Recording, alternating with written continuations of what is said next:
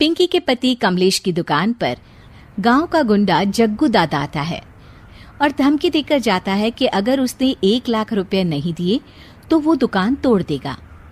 घर में सभी परेशान होते हैं। अरे सत्यानाश हो उस जग्गू का, अच्छा खासा लड़का था, पता नहीं क्यों गुंडागर्दी करने लगा।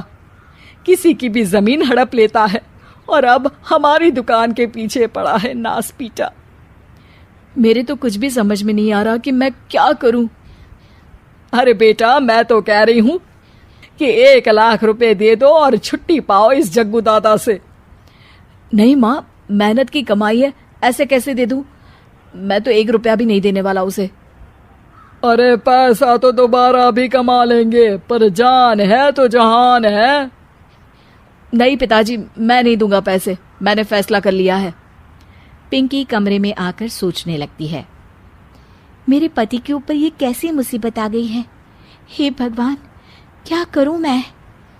तभी उसे जादुई पत्थर से आवाज सुनाई देती है, दन दना दन दन दन दन, जो चाहे वो तू बन।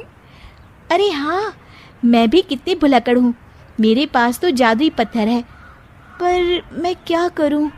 जग्गू दादा तो बहुत बड़ा गुंडा है, उसका सामना मैं कैसे कर पाऊंगी, पर मुझे ये करना ही होगा। पिंकी प्लान बनाती है और उसे एक आइडिया आता है और वो आइडिया वो सबको बताती है। सुनिए, मेरे पास एक प्लान है, आप जग्गू दादा को पैसे देकर उन्हें घर पर खाने पर बुलाइए। सब ये सुनकर दंग रह जाते हैं। लो और सुनो, अरे वो तुम्हारे दूर के चाचा नहीं है जिसको खाने पर बुलाया जाए। जग्गू दादा है इस गांव में सबसे अमीर और 1 नंबर का गुंडा। ओफो सासू माँ, मैं जो कह रही हूँ वो करके तो देखिए। मैं आपको यकीन दिलाती हूँ कि कल के बाद जग्गू दादा हमें कभी परेशान नहीं करेगा। पिंकी के कहने पर कमलेश जग्गू दादा को रुपए देता है और उसे अपने घर खाने पर बुलाता है। अरे भाई, मानना पड़ेगा कमलेश, काफी तरक्की कर लिया तुमने। 1 लाख रुपए तो बड़ा ही कम डोनेशन था। जग्गू दादा सोफे पर बैठता है और सबसे मिलने लगता है। अरे भाई, लता मौसी ठीक तो हो ना?